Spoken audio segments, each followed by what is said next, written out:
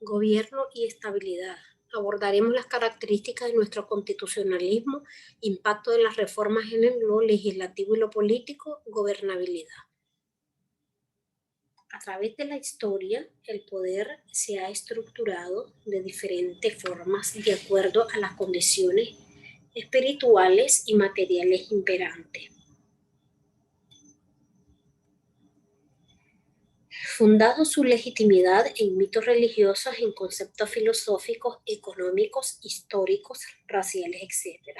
Estado de naturaleza, leyes de la historia, desembocamiento de algunas en la utopía, etc. A través de la historia, el poder se ha estructurado de diferentes formas de acuerdo a las condiciones espirituales y materiales imperantes. Asimismo, podemos hacer referencia a las siguientes premisas. No se trata aquí de clasificar y estudiar las distintas formas de gobierno, porque tal tarea no es parte de nuestro estudio y además resulta imposible debido a la aparición y desaparición del sistema.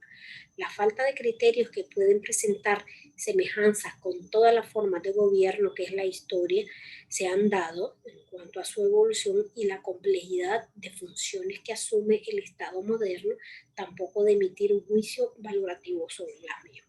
No obstante, someramente, como introducción al tema, se harán algunas clasificaciones para poder imaginarse en diferentes épocas la inestabilidad y cambios que sufren los sistemas de gobierno, sus formas puras e impuras, su duración y efectividad. Sartori dice que son tres las posiciones que pueden adoptarse. Una, que todos los sistemas son buenos, apoyadas en la filosofía relativista e historicista, según la cual cada forma de gobierno es adecuada a la situación histórica de la que es resultado. Dos, que todos los sistemas son malos, seguidos por Platón, quien sostiene que todas las formas son malas en cuanto son una degeneración de la forma óptima, que es la ideal. Y tres, que algunas son buenas y otras son malas, seguidas por Aristóteles, quien además establece un orden jerárquico del sistema, de lo bueno o lo malo, de lo malo o lo bueno. Platón formula 6 formas de gobierno, 2 que representan la constitución ideal, la monarquía, uno tiene el mando sobre los demás y la aristocracia, el mando en las manos de varias personas. De los anteriores, que son las puras o ideales, se derivan 4 corruptas: la oligarquía en la forma corrupta de la aristocracia, la democracia es la corrupción de la politeía, gobierno del pueblo en su forma buena, y la tiranía de la monarquía, la timografía derivada de la aristocracia, la timocracia, que hace referencia que es una especie de transición entre la constitución ideal y las 3 corruptas. El gobierno de Esparta es un ejemplo de democracia en el vicio de privilegiar y honrar más a los guerreros que a los sabios. Fue admirado por Platón y le sirvió de modelo para formular su constitución ideal. Para la tesis tradicional, las 6 formas se alternan, en cambio Platón piensa que de forma ideal se pasa a las formas corruptas continuamente hasta llegar al último tablón de la cadena. Maquiavelo los divide en principados y repúblicas. Aristóteles parte de un criterio estructural y otro teleológico, las clasifica en formas puras e impuras.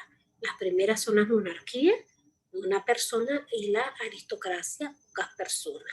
La democracia, muchas personas. Por el contrario, las formas impuras están viciadas, tienen en cuenta el interés de los gobernantes y constituyen una corrupción de las buenas.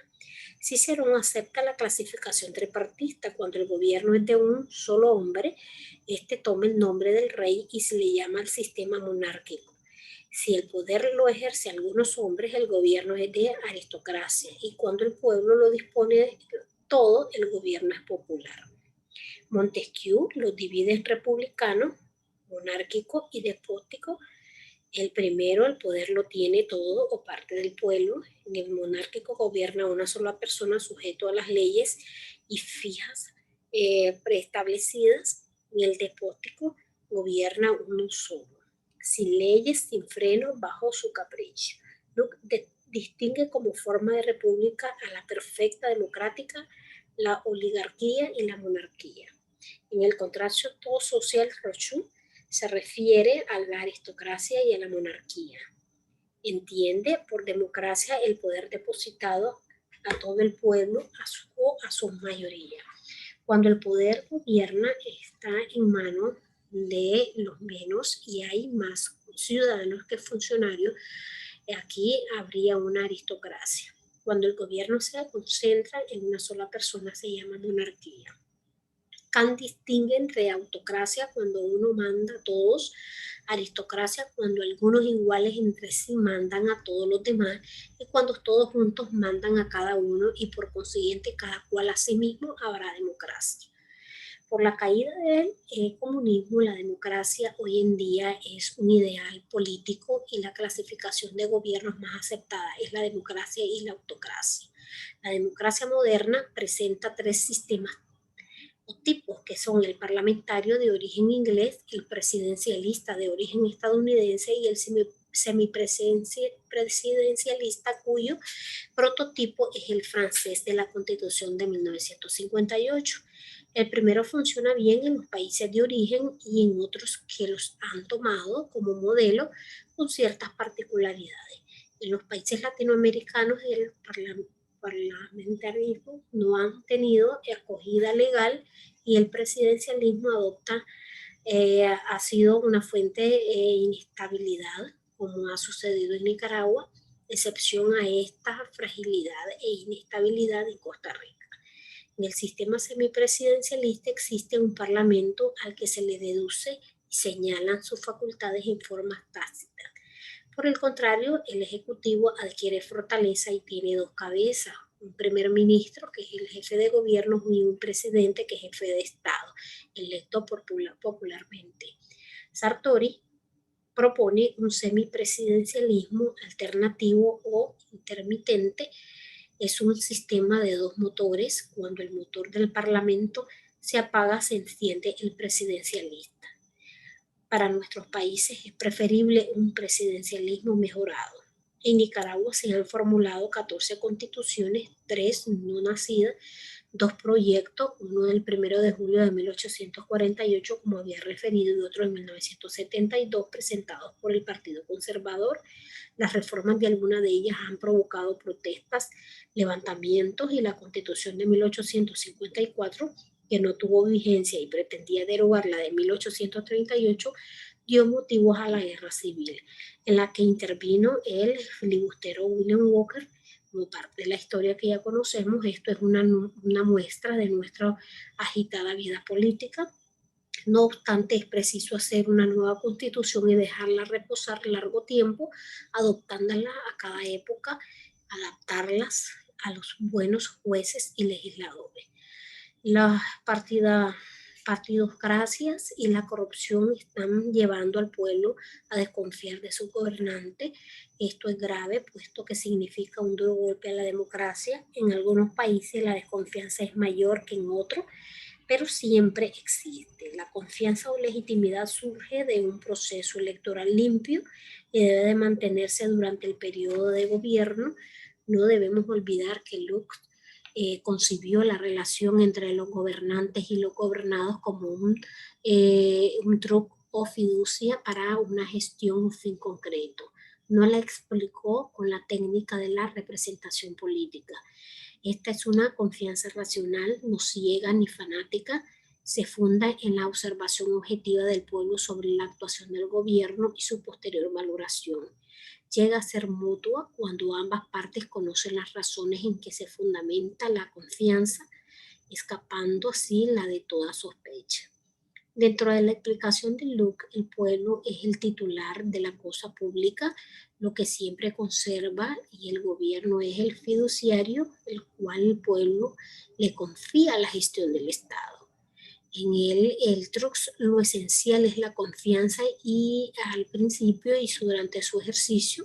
Sin confianza no hay Trux. Esta es una figura que nace del derecho inglés y hoy bajo digamos, la figura de particularidades se desarrollan en muchísimos países. Podemos mencionar como características de nuestro constitucionalismo la siguiente: el Ejecutivo ha prevalecido sobre los otros poderes, el nombramiento de los jueces y magistrados tiene un orden político y el Poder Judicial ha permanecido en el abandono, por decirlo así, hasta la actualidad, que ha tenido un papel fundamental y un trabajo de la mano con el Poder Ejecutivo. El Poder Legislativo ha tenido una estructura bicameral en todas las constituciones, excepto en las de 1893, 1905 y 1987, en la que es unicameral, el cual debe mantenerse mientras no se realice el proceso de modernización del Estado y la renovación legislativa, porque la Cámara del Senado podría atrasarse. Unas veces se constituyó el órgano electoral como poder del Estado, en otras no. Desde 1894 existe un sistema de defensa de la Constitución atribuido al Poder Judicial. Existe un divorcio entre lo que expresa la Constitución y lo que consagran las leyes, o se vive en las realidades políticas, social y económica, a excepción de las constituciones de 1893, que reflejó el cambio social, político y económico de la Revolución Liberal, por lo que nuestro constitucionalismo ha sido semántico.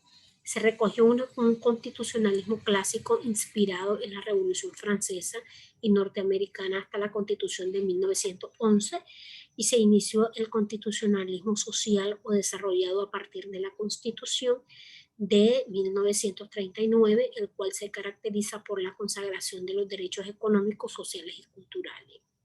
Se ha propiciado una participación cerrada de dos partidos en la disputa del poder, pasando actualmente al pluralismo partidista, pero de tal manera armonizada que pone en peligro el sistema.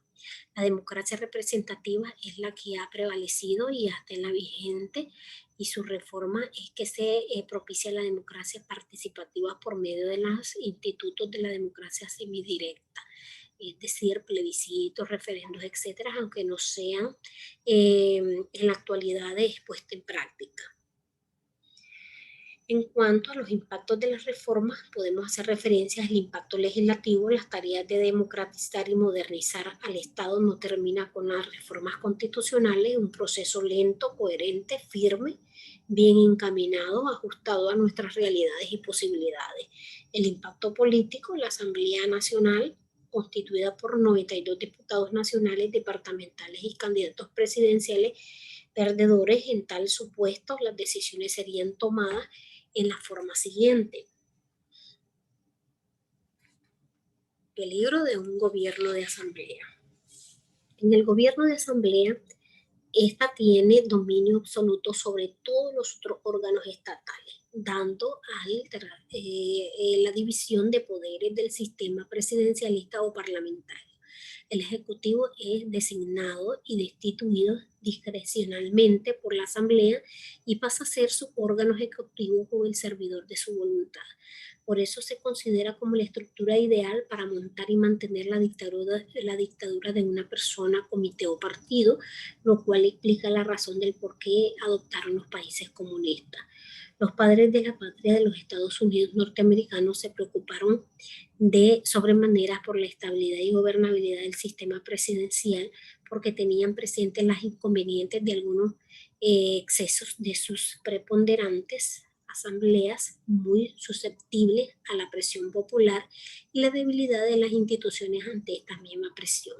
Y esto lo llevó a formular un sistema presidencial fundado en la división de los poderes bajo la técnica de pesos y contrapesos, de control, de la creación de una Cámara de Senado, la elección de los senadores no por elección popular directa, sino indirecta a través de las legislaturas estatales, y la elección presidencial también indirecta, que son colegiados de electores. En la Constitución non nata de 1911, los representantes creyeron resolver el problema de división de partidos provocadas por la pugna entre Mena y Chamorro, insertando el artículo 127, que permitía el voto de censura por la Asamblea a cualquier ministro y como consecuencia su destitución. Este artículo estaba dirigido contra Mena, quien con apoyo de las armas y de sus aliados disolvió la Asamblea. Esta era una institución del sistema parlamentario que se pensaba introducir en el presidencialismo desnaturalizándolo. En el artículo 138, inciso 27 del proyecto original de las reformas constitucionales recientes, se establecía el voto de la censura de institución contra ministros, viceministros, presidentes o directores de entes autónomos y gubernamentales, instituciones del gobierno semirepresentativo.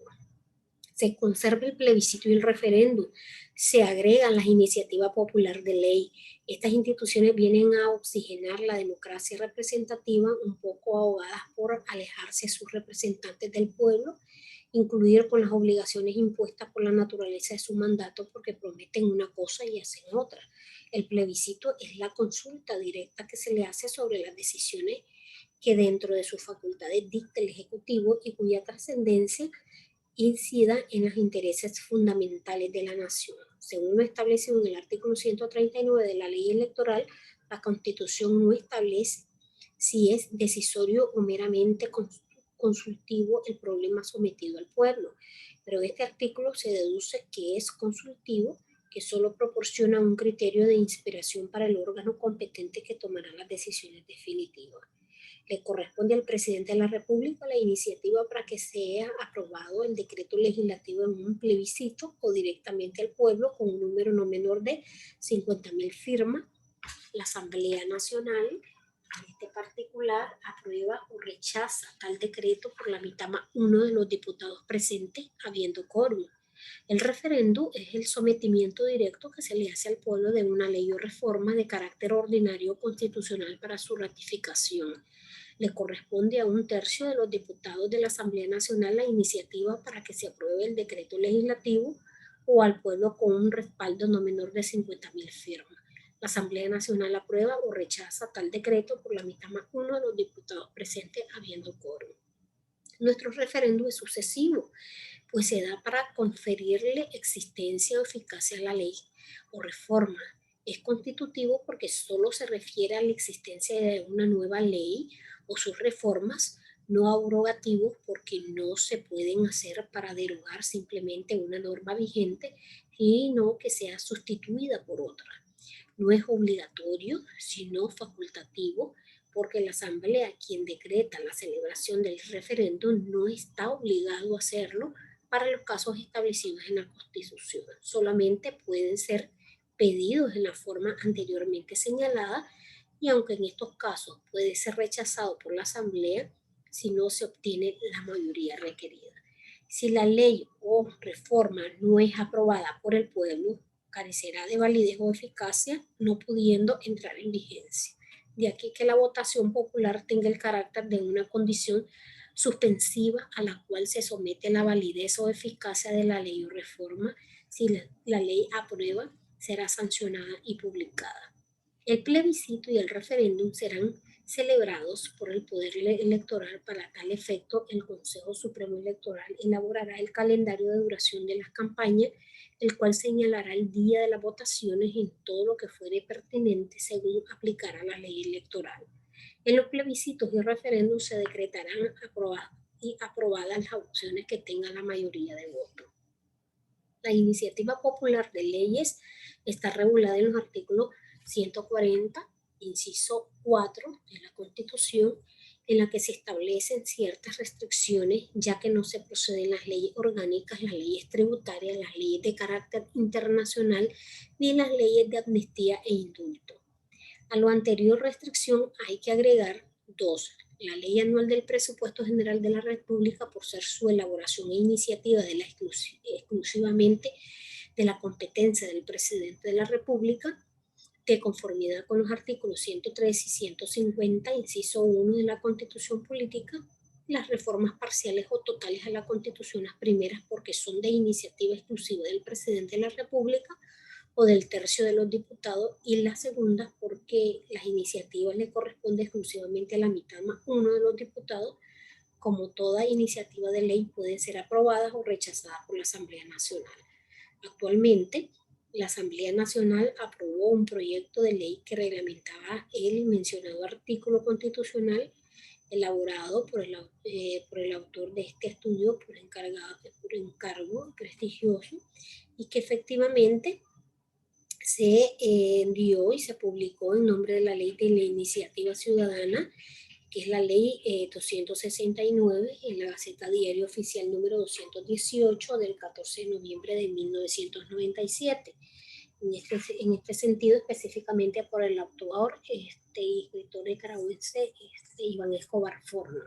Las reformas debilitó el contenido del artículo 2 de la Constitución, pues coloca en posesión de inferioridad a la democracia directa en relación con la representativa, las que originalmente eran tratados en pie de igualdad. Estas y otras instituciones son aplicadas en Suiza y diversos estados de la Unión Norteamericana. En este último país, además de las elecciones de autoridades local, vecinal o de barrio, una participación ciudadana en forma pasiva y activa con antiguas raíces coloniales y revolucionarias. Por medio de la primera, los funcionarios informan a los ciudadanos de los problemas y planes a resolver con la finalidad de conocer sus opiniones, y la segunda, el pueblo tiene más iniciativa y participación directa. Entre las instituciones más conocidas tenemos la Asamblea Popular, en virtud de la cual los votantes deciden directamente sobre todos los asuntos locales, las audiencias públicas para que la población exprese sus opiniones sobre determinados asuntos, los comités de consulta ad hoc o permanentes para aprovechar la experiencia de ciertos ciudadanos, tener contacto con la comunidad y darle oportunidad al pueblo para participar en nombre de el nombramiento de los comités. Pueden ser por designación y por elecciones mixtas en este particular. Asimismo, podemos hacer referencia que en lo que concierne al crecimiento económico, la reducción considerable del desempleo, la salud, la educación, la conciliación del proceso democrático y el reforzamiento del Estado de Derecho deben de ser, entre otras, las principales tareas del presente gobierno. El que gobierne no descansará en un lecho de rosas, pero si lo hacen bien ganarán el cariño y el corazón de muchos. Tenemos que ser mejores para recuperar lo perdido. Es preciso que seamos honestos, eficientes y capacitados para gobernar. Sobre todo, tenemos que hacerlo con amor al país y a todos los ciudadanos. En cuanto a la gobernabilidad, la inestabilidad puede conducir a la ingobernabilidad. Entendemos por gobernabilidad el manejo adecuado de la democracia de acuerdo a las realidades económicas, sociales y políticas de cada país. La gobernabilidad tiene tres dimensiones, como habíamos referido con anterioridad, que era el ejercicio del poder para gobernar, los canales e instituciones de participación y los gobiernos centrales. Ya hemos referido y hemos explicado cada uno de ellos. El primero, el ejercicio del poder para gobernar. La conducción del poder genera gobernabilidad cuando se tiene capacidad para atender demandas, resolver problemas y enfrentar situaciones inesperadas. Efectividad de las decisiones para evitar distanciamiento con la sociedad y se pierda su confianza. Las decisiones deben de tomar la fuerza y modificar el estado de cosas prevalecientes. En cuanto a los canales e instituciones de participación, debe de crearse canales e instituciones que mantengan las relaciones entre gobiernos y gobernados capaces de absorber las protestas e inconformidad sin llegar a la violencia. Y la parte de los gobiernos centrada debe de evitarse, en este particular, que las diferentes instancias políticas administrativas obstaculicen la acción del gobierno. Se presenta como cuando diferentes partidos ocupan el poder y se dedican a hacer políticas partidistas y no a resolver los asuntos del país. Puede darse cuando un partido tiene mayoría en la Asamblea Legislativa y otro controla el Ejecutivo. Ese es el conjunto de estas tres dimensiones lo que da la gobernabilidad. En cuanto al buen gobierno, el Banco Mundial prestó su insólita atención al fenómeno de la gobernación, haciéndole residir de la forma de régimen político en el proceso de ejercicio de la autoridad y de gestión de los recursos económicos y sociales de un país para su desarrollo, y en la capacidad del gobierno para diseñar, formular e implementar sus políticas y conjunto de sus funciones. En la misma dirección, la Organización para la Cooperación y el Desarrollo Económico ha llegado a definir la gobernación como la suma de las numerosas maneras como los individuos y las organizaciones públicas y privadas manejan sus asuntos comunes. Se trata del proceso permanente mediante el cual se ajustan los intereses diversos y conflictivos y se impulsan acciones de cooperación. Es el conjunto de mecanismos, procesos, relaciones e instituciones mediante las cuales los ciudadanos y grupos articulan sus intereses, ejercen sus derechos y obligaciones y concilian sus diferencias.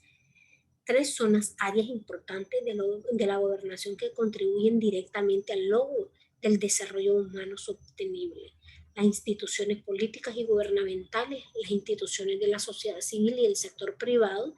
Se mantienen, por tanto, la existencia de una lógica sistemática según la cual existe un sistema de gobernación que integra en la gobernación económica, es decir, las decisiones e iniciativas públicas y privadas. Se asegura el crecimiento y la distribución, la gobernación política, es decir, las decisiones de las autoridades legítimas sobre las disposiciones legales y las políticas públicas para la conducción de sus sociedades, y la gobernación administrativa, la capacidad de implementar las políticas y cumplir las funciones públicas. Asimismo, en cuanto a las dimensiones de la gobernabilidad tiene tres dimensiones que podemos hacer referencia: el ejercicio del poder para gobernar. La conducción del poder genera gobernabilidad cuando se tiene capacidad para atender demandas, resolver problemas o enfrentar situaciones inesperadas, efectividad de sus decisiones para evitar distanciamientos con la sociedad. Si se pierde su confianza, las decisiones deben de tener la fuerza de modificar el estado de las cosas prevaleciente, coherencias en el tiempo, haciendo las correcciones, aceptación pasiva o activa de las decisiones de la mayoría o sectores particulares beneficiados. En este caso particular, canales e instituciones de participación. Para este tipo de gobernabilidad debe de crearse canales e instituciones que mantengan la relación entre gobiernos y gobernados, capaces de absorber las protestas, la inconformidad sin llegar a violencia. Entre los medios más eficaces tenemos a los partidos políticos, las organizaciones sociales. Por este grado de gobernabilidad de un país depende la fortaleza de sus partidos y organizaciones y su comportamiento eficiente con las relaciones al gobierno y a los gobernados.